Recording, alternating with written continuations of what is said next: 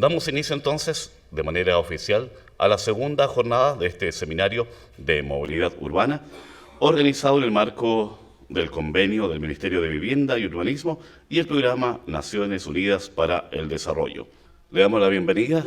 Él viene desde Brasil, es ingeniero civil y sociólogo, doctor en política pública de transporte de la Universidad de Sao Paulo, con postdoctorado en planeación de transportes en la Cornell University de los Estados Unidos, además de la Asociación Nacional de Transportes Públicos, asesor del Banco de Desarrollo de América Latina y del Observatorio de Movilidad Urbana, además director del Instituto de Movimiento de Sao Paulo, Brasil.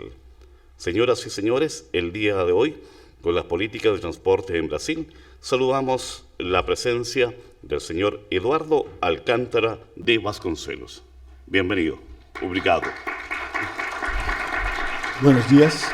Me permita hablar en un español sencillo porque por mi experiencia es menos problemático que hablar en portugués. Entonces, si no comprende mucho, por favor, siéntanse a voluntad para me preguntar. Estamos aquí en un sitio más tranquilo para cambiar informaciones. Agradezco mucho al Ministerio de Vivienda y de Urbanismo de Chile por la invitación y a las autoridades locales también. Es siempre un placer estar aquí dentro de América Latina discutiendo los problemas de movilidad urbana que tenemos en nuestra región. Y mientras Brasil sea el país más grande físicamente, con la población más grande, tenemos problemas comunes a los otros problemas que tenemos en los otros países de América Latina. Yo trabajo ahora con el banco, la antigua Corporación Andina de Fomento, que es CAF, que ahora se llama Banco de Desarrollo de América Latina, y yo soy el coordinador técnico del OMU, el Observatorio de Movilidad Urbana de América Latina, que no sé si lo conocen, está en el website de la CAF, caf.com, y es la primera experiencia latinoamericana de recoger informaciones sobre la movilidad urbana en las ciudades más grandes de nuestra región. Empezó en 2007 con 15 ciudades, 5 ciudades de Brasil y 10 de lengua española, y ahora tenemos 25 áreas muy grandes, son 10 de Brasil y 15 de otros países latinoamericanos.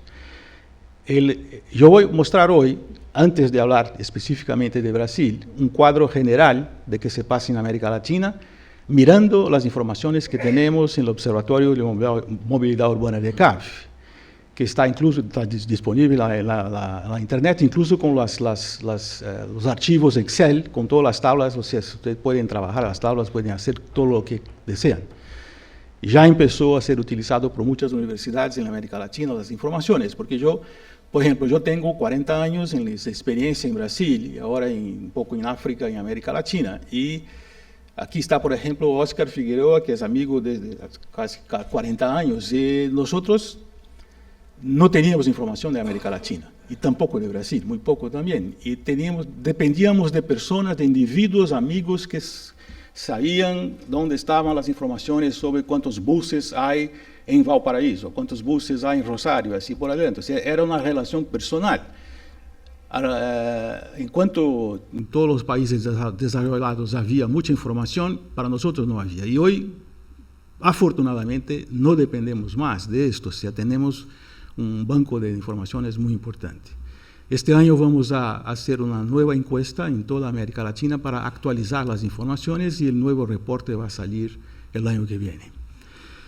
Mi propuesta aquí, antes de hablar sobre Brasil, es hablar un poco sobre los conceptos que podríamos adoptar para evaluar los problemas y calificar mejor las soluciones. O sea, mi exposición no es tanto, parece una exposición numérica porque tiene tablas y gráficas, pero en verdad es una exposición que intenta discutir los problemas, los factores sociales, políticos, ambientales y técnicos que están por detrás del problema de la movilidad.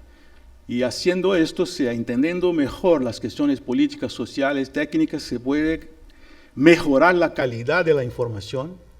Mejorando la calidad de la información, haremos algo esencial en nuestro proceso de construcción de conocimiento que estamos en América Latina, que es combatir a los mitos que circulan, porque en todas las sociedades, cuando no hay información, la verdad surge bajo el control de las élites económicas y políticas, que tienen personas muy inteligentes, muy educadas, personas excelentes que conozco también, pero falta a la sociedad un conocimiento mejor de qué se pasa. Y por detrás de esta ignorancia de los datos salen muchos mitos.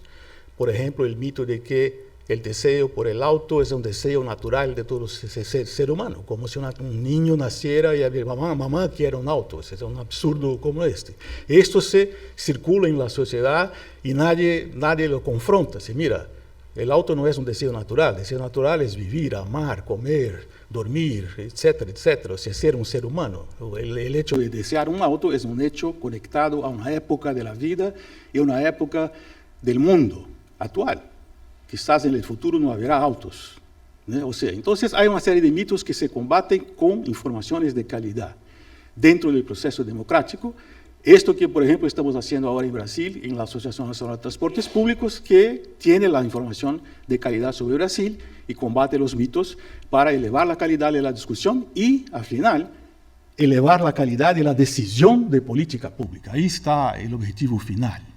O sea, mejorar la discusión, eliminar los mitos, traer la verdad, las verdades que existen, pero dentro de una mesa colectiva, democrática, y a partir de eso hacer decisiones mejores de política pública. Entonces, la parte inicial no es sobre Brasil, mientras, sin embargo, hay cosas de Brasil, pero es muy difícil sumariar las cosas. Y nosotros, sociólogos y cientistas políticos, tenemos dificultad también. Yo soy ingeniero y sociólogo, pero aquí está una definición muy sencilla, de la crisis del transporte urbano en países en desarrollo. No es solamente en América Latina, es casi una cosa universal. La crisis estructural es que tenemos un crecimiento con generación de pobreza. O sea, nuestras sociedades son muy inicuas, y desiguales.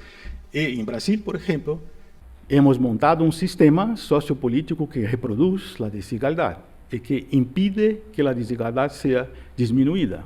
Y ahora, afortunadamente, con el fortalecimiento de la democracia brasileña, estamos empezando a hacer este movimiento de cambio. Yo hablaba ahí con los amigos de México y Rosario, en que la nueva juventud de Brasil, por la primera vez, es una juventud mucho más informada sobre sus derechos, ciudadanía, etc. O sea, y que va a empezar un movimiento nuevo en Brasil. Pero somos Brasil, es uno de los países más desiguales del mundo, con toda la riqueza que tenemos, que para mí es una vergüenza, un absurdo total, pero es así.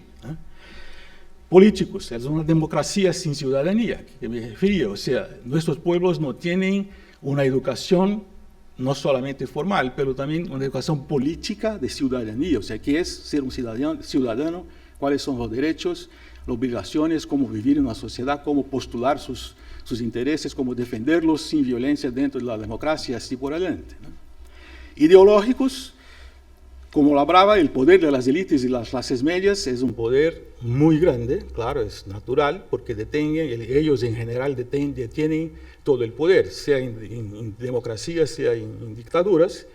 Especialmente para el problema de la movilidad interesa mucho el rol de las clases medias, porque las clases medias son, siguiendo ahí un poco una mezcla de la literatura marxista con la literatura de Max Weber, que es un sociólogo muy importante de Alemania, quizás el más importante del mundo en su periodo. Las clases medias tienen mucho poder porque controlan grande parte de la burocracia del Estado. Ahí está la relación más importante. Entonces, por ejemplo, en Brasil, las decisiones de transporte y de movilidad son controladas por una burocracia que pertenece a la clase media brasileña, que no usa bus, no camina y no usa bicicleta, usa automóviles. Entonces, las decisiones de la burocracia brasileña siempre empiezan con una tentación de apoyar el uso del automóvil porque la gente usa automóviles. Yo cuando empecé mi carrera en el tránsito de São Paulo, he sido ingeniero de tránsito, trabajando en las calles todos los días, en la noche, ¿verdad? yo me quedaba impresionado con esta fuerza muy grande de trabajar.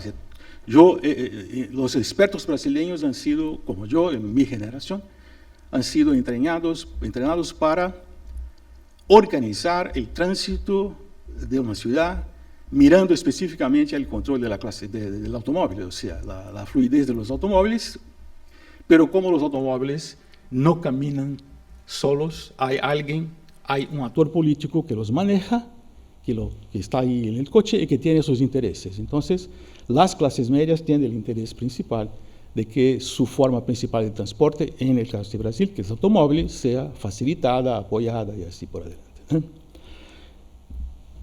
Y la gente que depende de transportes públicos, de caminar, de bicicletas, no tiene el mismo poder. Al menos en Brasil es muy impresionante. La gente no tiene ningún poder, no tenía en la dictadura. Ahora tenemos más, afortunadamente, pero la diferencia de acceso al poder es muy grande entre la base de la sociedad que depende del transporte público, bicicletas y caminatas, y la clase media y las élites que usan mayoritariamente el transporte individual. Otra parte de la crisis es la parte económica, o sea, son inversiones indebidas o arbitrarias. Ayer se hablaba de los modelos, se comentaban los modelos de transporte, que yo aprendí también cuando empecé mi carrera hace 40 años, leí todos los libros americanos, franceses, etc., conocimos el tema.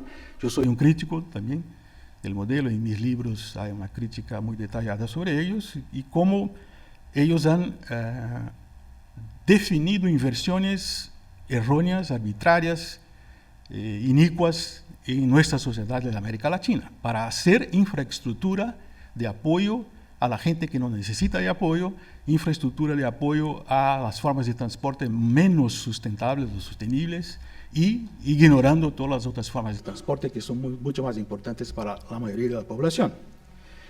Y por último, institucionales. Nosotros somos campeones en hacer cosas que no son coordinadas, ¿verdad? Parece que en la cultura latina a nosotros nos interesa mucho más interesa mucho más la apariencia que la esencia. Para mí, hoy como brasileño y latino, creo que por un lado esto es muy bonito, porque trabajar con la apariencia muchas veces es muy encantador, la cultura y todas las formas pero nunca hablar de la esencia es un problema gravísimo, porque si no hablamos de la esencia, los mitos siguen se reproduciendo y apoyando las políticas inicuas y las políticas de las élites y las clases medias. Entonces, es muy importante entender la esencia, y para entender la esencia y para trabajar hay que coordinar. Ayer se hablaba también de la coordinación, que es necesaria, que es muy importante. Por ejemplo, en Brasil mejoramos un poquito, pero aún no tenemos un instrumento legal que nos logre una coordinación de transportes metropolitanos, porque el alcalde brasileño tiene, en mi opinión, está correcto, la Constitución da al alcalde brasileño un poder total sobre su territorio. Esto debe ser así para no depender del poder central. ¿Te acuerdas que Brasil es muy grande? Vivimos por mucho tiempo subordinados a un poder central en Brasilia, que es un absurdo, un país del tamaño de Brasil. Otros países más chicos se entiende mucho más que haya un control del poder central. Entonces, no logramos esta coordinación en políticas coordinadas en el área metropolitana, pero logramos al nivel local, que lo voy a explicar un poco después. Pero en general, no sabemos cómo hacer la coordinación, o algunos pueden decir, no queremos que sean coordinadas, que en ciencia política es importante. ¿Por qué las cosas no se hacen? No es porque la gente no lo sabe, pero muchas veces porque la gente no desea que sean coordinadas, porque la discoordinación sirve a muchos intereses, ¿verdad? Bueno, ¿cómo estamos en América Latina? Es una serie de gráficas, solo para tenernos una idea de qué se pasa. Y los aspectos que son evaluados en el OMO, el Observatorio de Movilidad Urbana, institucionales, el poder regulador, ¿quién regula el transporte público? O si hay un poder que regule. Condiciones técnicas, legales y regulatorias, o sea, si la tarifa es controlada o definida por el gobierno, si la ruta de transportes públicos, la ruta, la frecuencia, el tipo de vehículo, la clase de vehículo, si es o si no es, ¿no? Segundo punto, la oferta, o sea, cuánto hay de infraestructura de transportes en geral, en general, o sea, sistema vial y sistema de transportes colectivos, vehículos usados, servicios disponibles. La demanda, las condiciones de circulación, cuánta gente utiliza en cada forma de transporte, o sea, no tenemos muchas encuestas OD, origen y destino en América Latina, con la excepción de Chile, que yo tengo, ¿cómo se fala? Ciúme, es envidia. Ciúme, es envidia, ¿no? Yo como brasileño miro a las encuestas de Sectra, ¿no? Así que tentamos en Brasil. En Brasilia, una plata para hacer muchas encuestas sobre origen y destino en Brasil, eso hace 10 años. El gobierno no tenía ningún interés, entonces no logramos. Ahí digo, mira la página de Sectra en Chile. Chile lo tiene tantas, pero no logramos. Entonces, es muy importante conocer cómo las personas circulan, qué modos de transporte utilizan, y así tenemos muchas informaciones en el CAF, en el lomo. Los consumos, que voy a explicar un poco más, el consumo de espacio vial, el consumo de tiempo, el consumo de energía y los costos individuales y costos de la sociedad para mantener un sistema de movilidad. Y aquí empieza la discusión de conceptos antes de entrar en la discusión de soluciones.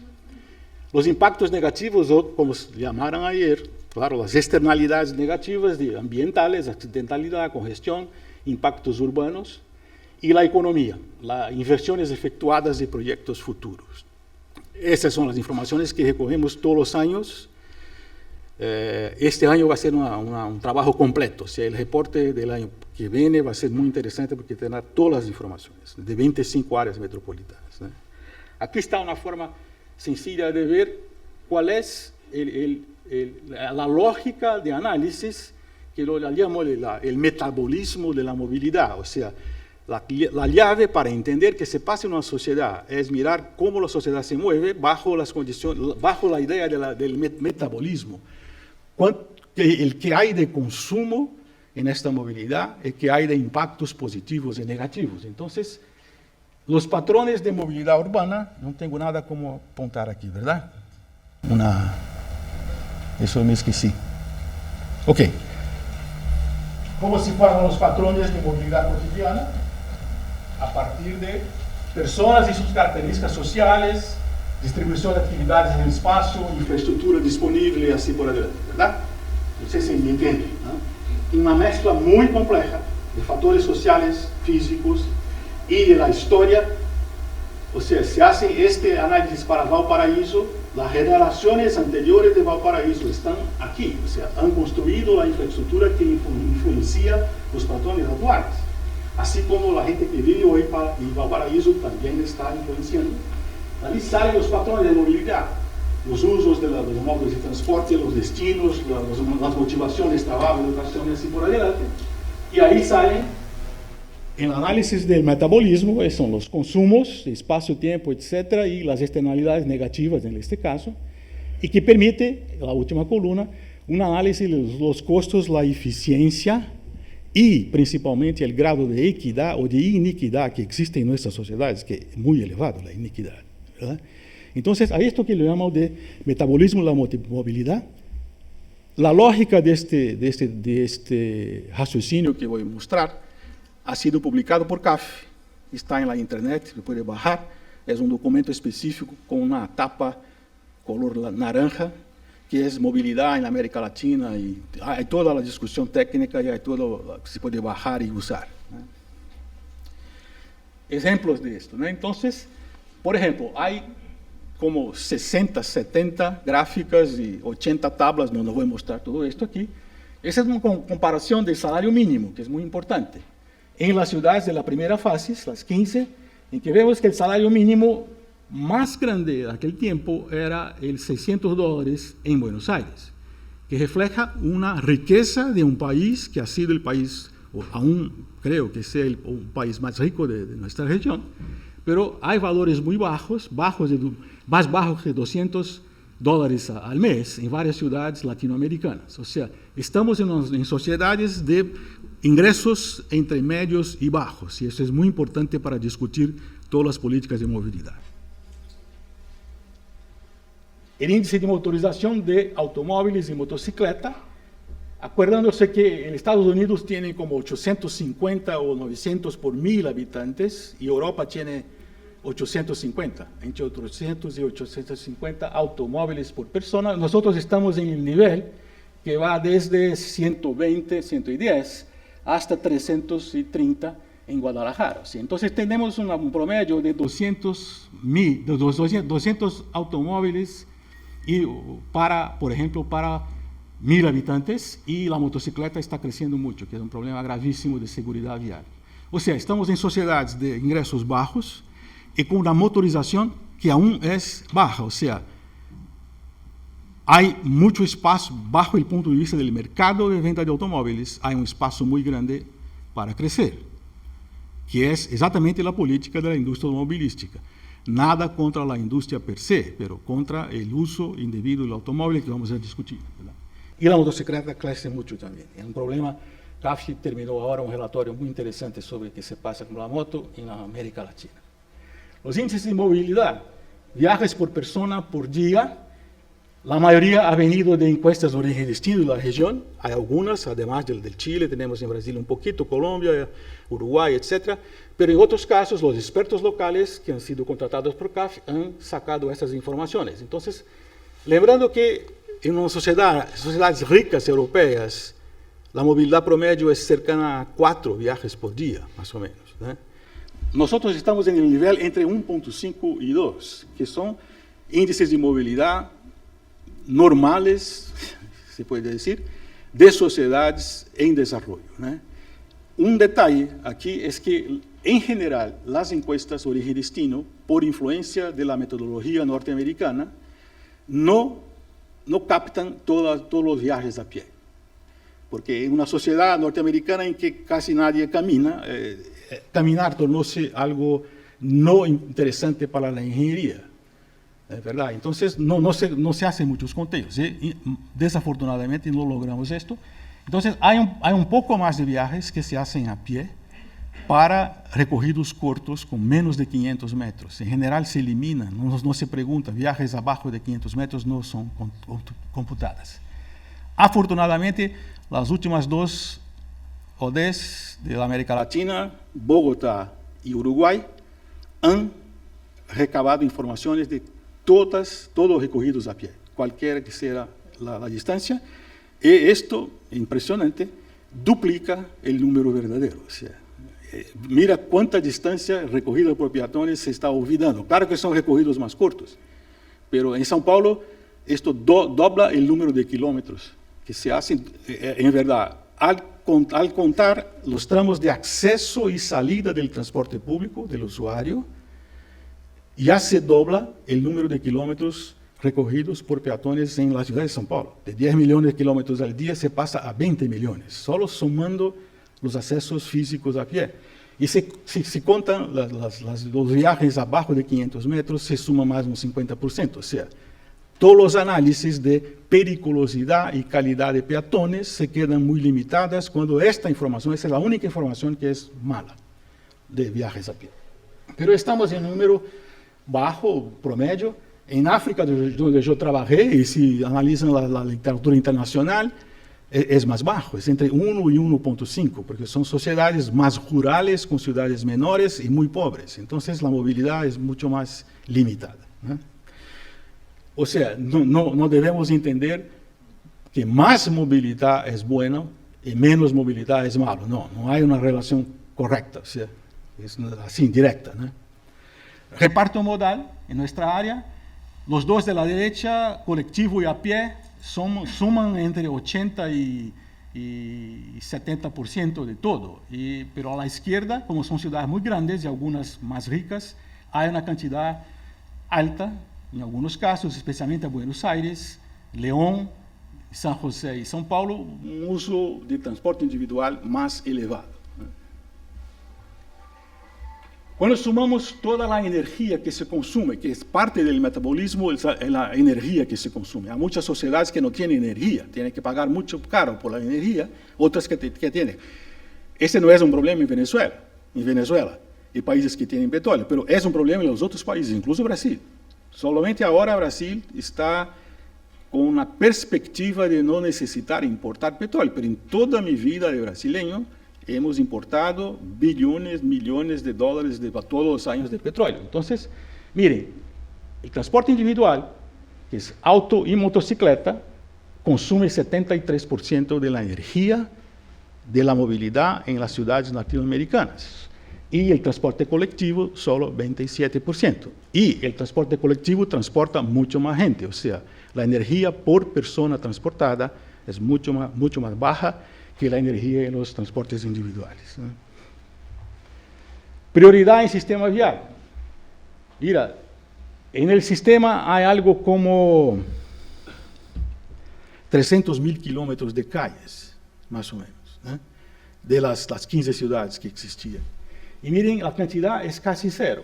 A la izquierda el peatón, aquí abajo, 51 kilómetros que existían de calles peatonales, de áreas reservadas para peatones, en un mundo de 300.000 kilómetros, o sea, cero.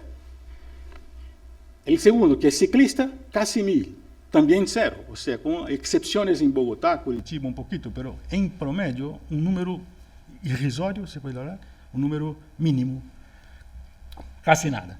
Y transporte colectivo, con la participación de Brasil y Curitiba, 904 kilómetros, que es también casi nada, o sea, una cantidad muy pequeña. Ahora está creciendo, pero estamos muy lejos de una cantidad que sea más interesante. Y aquí estamos hablando de transporte colectivo de prioridad de todos los tipos, desde muy sencillos a la derecha hasta BRTs más pesados. ¿Tenemos subsidios en el transporte colectivo? Eso vamos a discutir al final, la importancia de esto. Sí, hay pocos. El azul, que es ómnibus, hay subsidios en Buenos Aires, Ciudad de México y Santiago, el Transantiago, y hay un poquito en São Paulo. São Paulo es la única ciudad de Brasil que tiene subsidios del ómnibus, es muy grande, pero la única ciudad. Y en rojo es el tren y amarillo el metro, o sea, en Buenos Aires hay subsidios para todas las formas de transporte, o sea, hay una decisión del gobierno de Buenos Aires, que es inmenso, eso es subsidios sobre el recaudo, en la vertical, o sea, para los buses el subsidio es 100% del recaudo, y para los trenes es casi 1000%, o sea, es prácticamente los usuarios del tren no pagan casi nada, si se entiende la relación de los costos.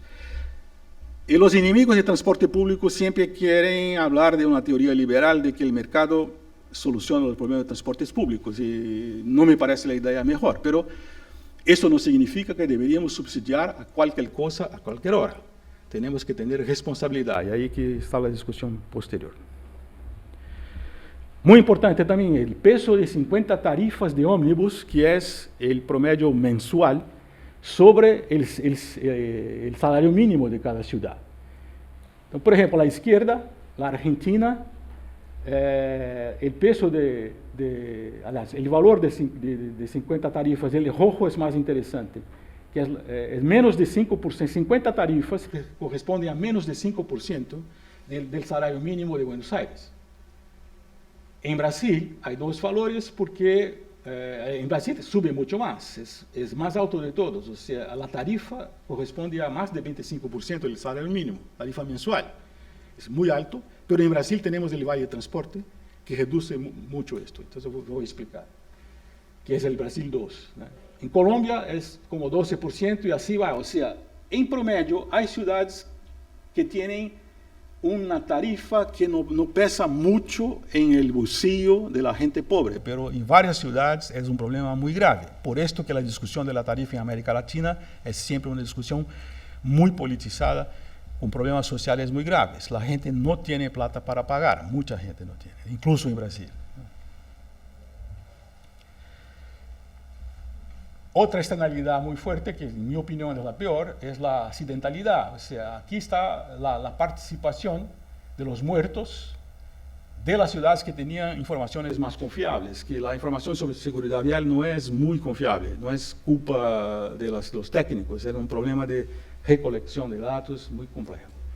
Los peatones, 41%, las bicicletas 3%, o sea, los peatones son las víctimas más importantes del tránsito, el que ocurre en todos los países de desarrollo. Y además del tema aritmético, 41%, esto revela el grado de violencia en nuestras sociedades, en la movilidad, porque si para movilizarnos matamos una cantidad enorme de pedestres que son los actores más vulnerables que, por ejemplo, el Código de Tránsito de Brasil está protegido especialmente, es que ese es un retrato de la violencia, porque matamos a las gentes atropelladas con vehículos que pesan 1 tonelada o 2 toneladas. Esto es una demostración de que por bajo de la apariencia existe una esencia de una violencia de relaciones sociales en la calle que depende de cómo estás en la calle. Como peatón, cuídate. Dentro del auto, tranquilo. Te vas, incluso en Brasil, si atropellas a alguien, nunca irás a la cadena, al cárcel, nunca. Eso es porque todo el conjunto de leyes que las élites han organizado impiden que la persona que mata a alguien con atropellamiento va a la cárcel. Máximo a hacer trabajos comunitarios o pagar, o sea, una cosa absurda. Sigue siendo así y desafortunadamente ahora en peor, es mucho más peligroso en América Latina porque con la entrada súbita de la motocicleta de una forma no controlada aumentó muchísimo el problema. En Brasil, desafortunadamente, teníamos menos de 1 millón de motocicletas hace 20 años y ahora tenemos 20 millones de motocicletas. No hubo ningún cuidado en la capacitación de los motociclistas y de los otros usuarios del tránsito para que se prepararan para un nuevo vehículo que entra, que es difícil de mirar.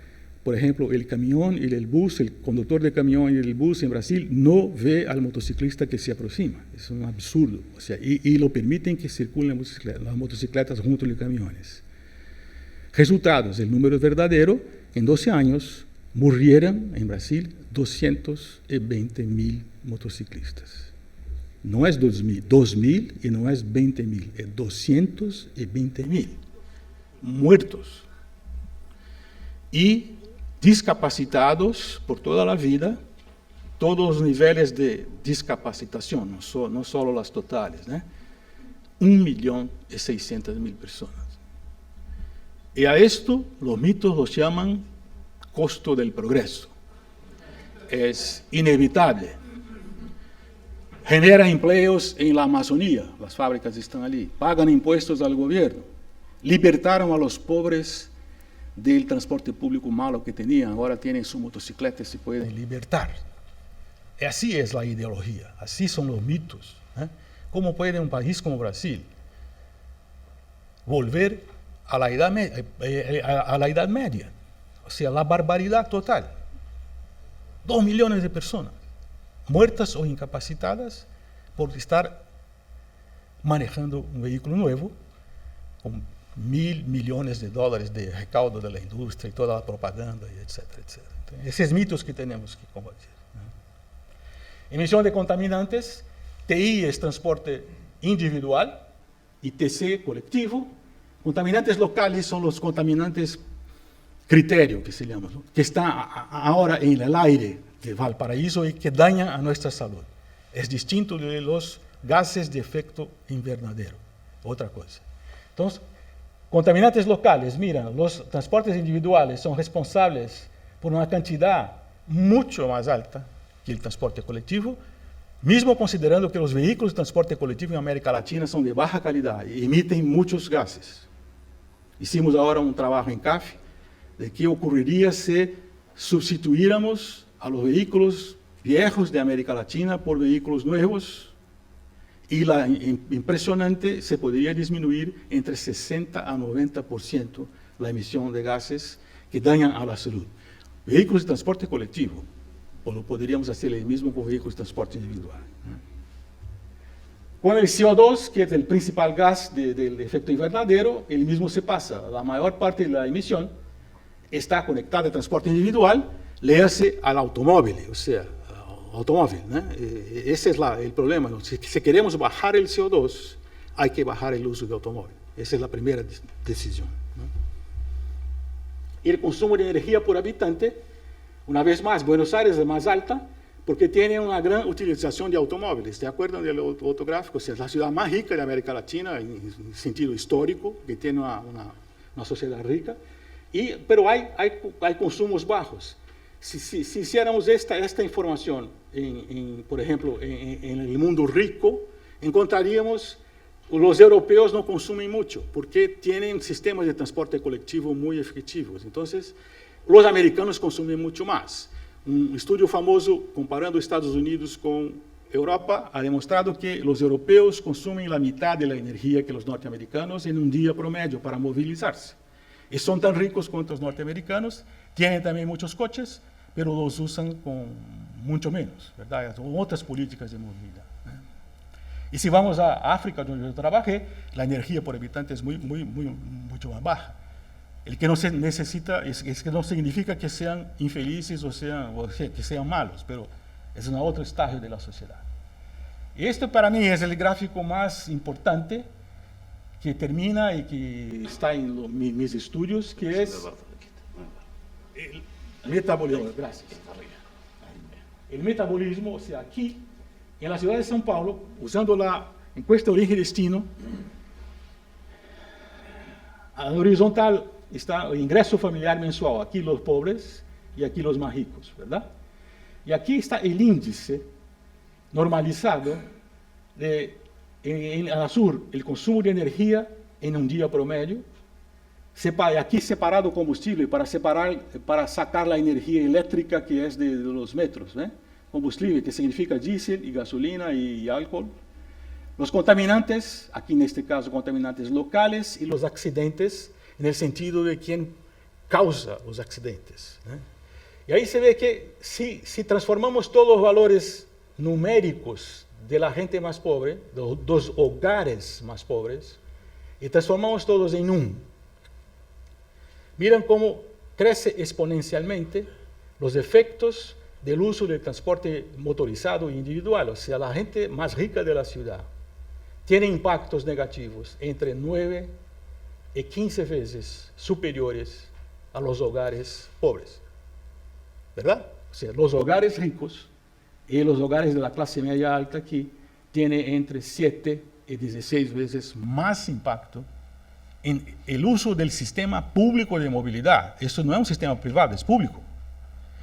Entonces, este gráfico, la diferencia entre los extremos es que lo llamo el grado de iniquidad en la movilidad.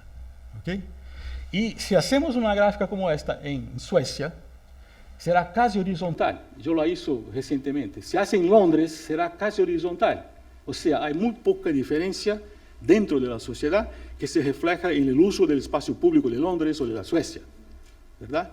Si hace esto en Estados Unidos es parecido, y en África del Sur, donde trabajé, es mucho más elevado, porque la gente más rica de África del Sur nunca usa bicicleta o camina, por cuestiones sociales, políticas, históricas de ellos. Entonces si hacen esas gráficas para otras sociedades, verán el grado de iniquidad.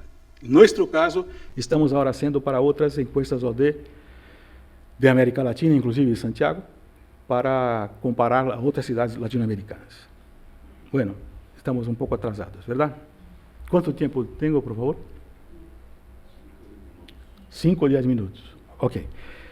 Entonces, rápidamente, en Brasil, en 1934, la Constitución de Brasil, después de la industrialización, del principio de la industrialización, opción por el transporte por carreteras. Empezó aquí la destrucción del transporte por rieles y la élite brasileña ha decidido que nosotros deberíamos ser como los Estados Unidos. Así que ocurren las cosas. Y es una decisión legítima de un grupo de la sociedad.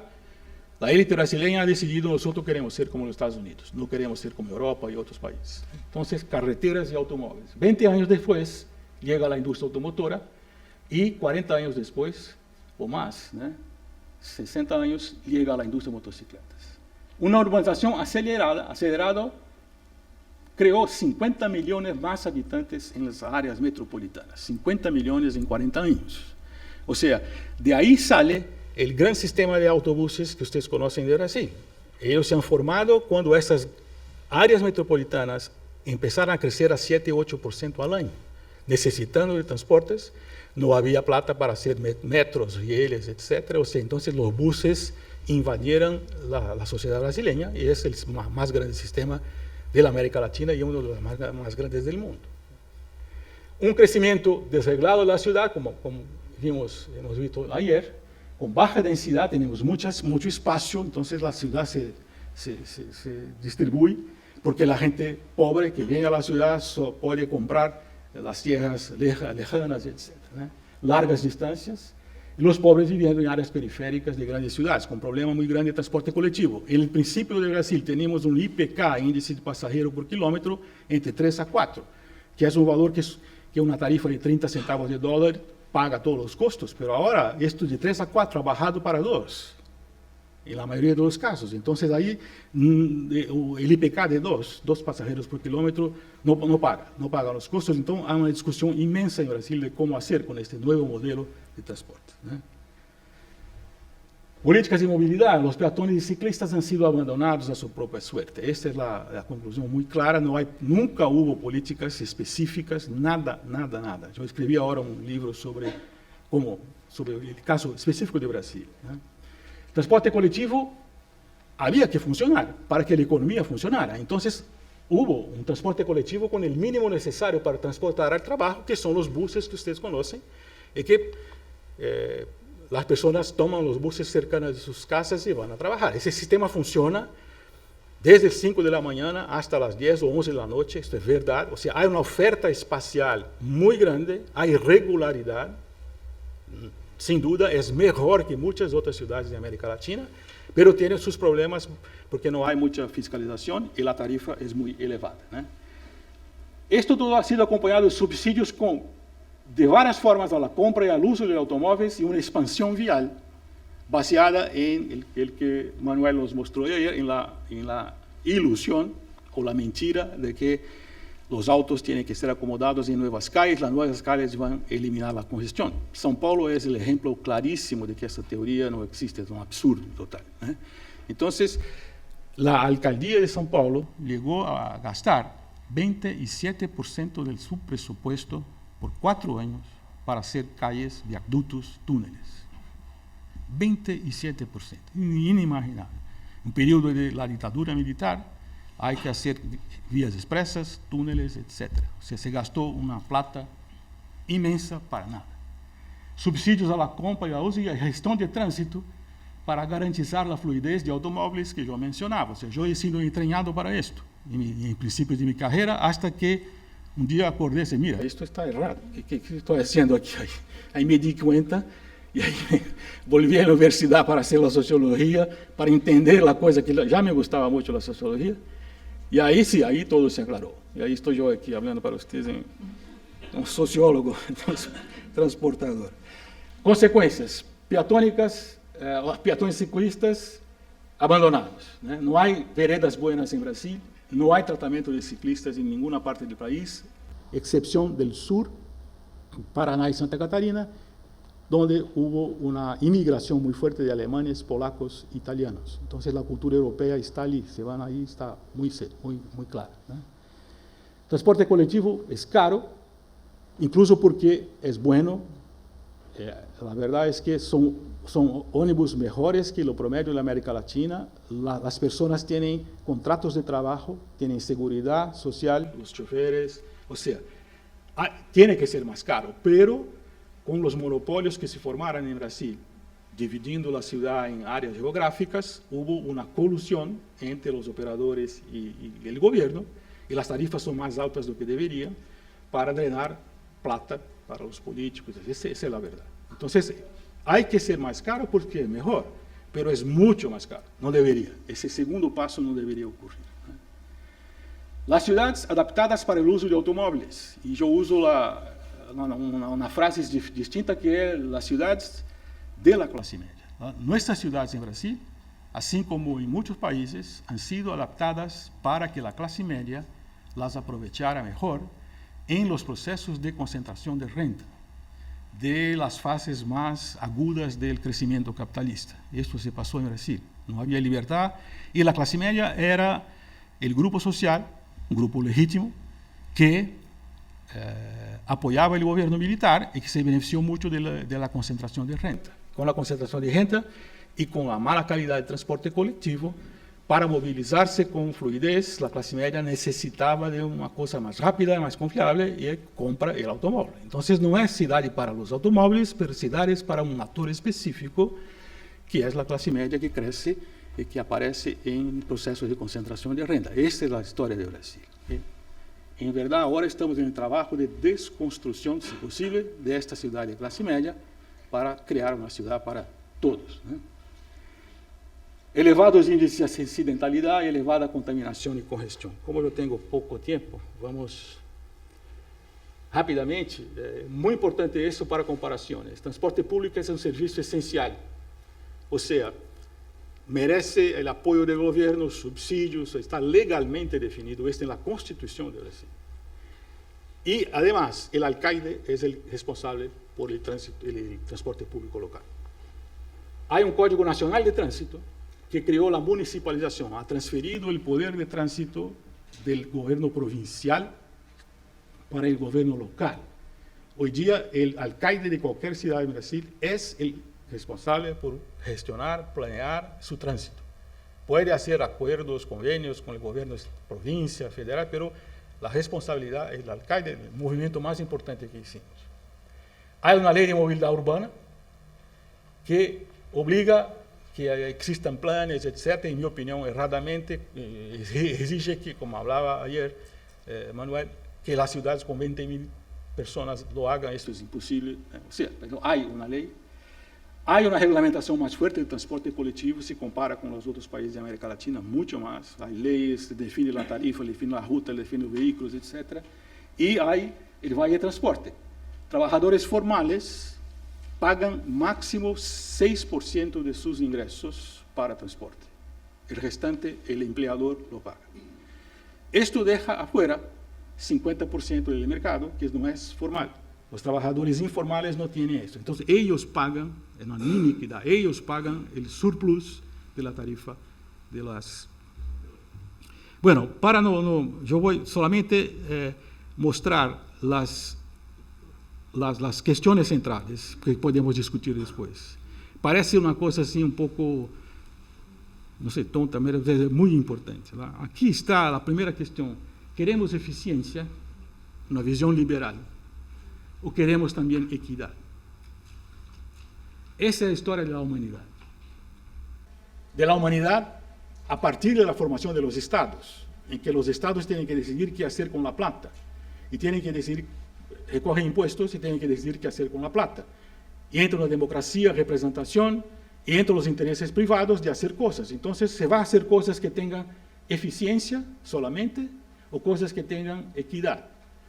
Si lutamos por la eficiencia máxima en transporte público en Brasil, deberíamos eliminar 30-40% de las líneas de bus mañana, porque no son rentables.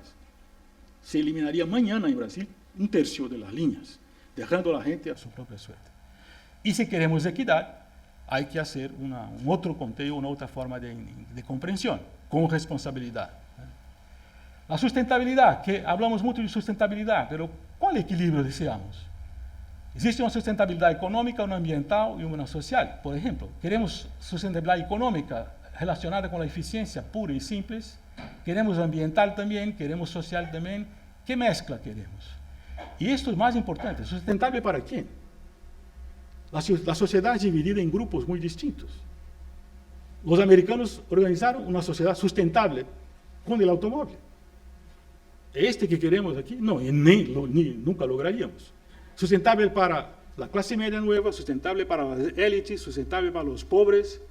¿Qué es sustentable para quién? O sea, hay que tener un concepto de ciudadanía y división de trabajo, de poder. El transporte público, mismo raciocinio, ¿es un servicio público, como en Brasil, o es un problema de mercado, como en otras ciudades latinoamericanas? Hay miles de estudios sobre esta relación, ¿verdad?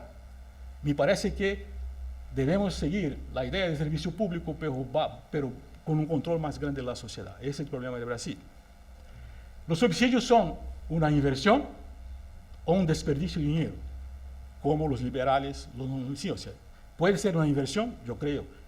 La inversión que hicimos para transportar los los niños de las áreas rurales de Brasil, yo peleé por esto más de 10 años, para sus escuelas, porque si se quedan 20 kilómetros, esta inversión no da lucro a ninguém, pero es una inversión en la educación de los niños rurales brasileños. Es una inversión fantásticamente importante.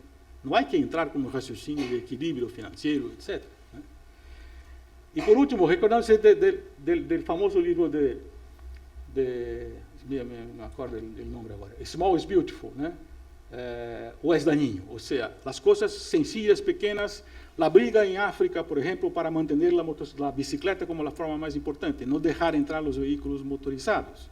La briga en New Delhi sobre los rickshaws, se debe permanecer, los pequeños son mejores o debemos entrar con estructuras más pesantes. Eso es muy importante también. Y queremos una clase, una ciudad para la nueva élite que nos obligaría a organizar islas tecnológicas donde la gente llega, se sale de helicópteros y no visita la ciudad. Una ciudad de la clase media, como hicimos en Brasil, como islas físicas, apartadas de todo, o una ciudad democrática con espacios colectivos. Yo creo que yo puedo quedarme aquí. Hay otras cosas para discutir, pero habrá discusiones ahí, ¿verdad? Gracias, entonces.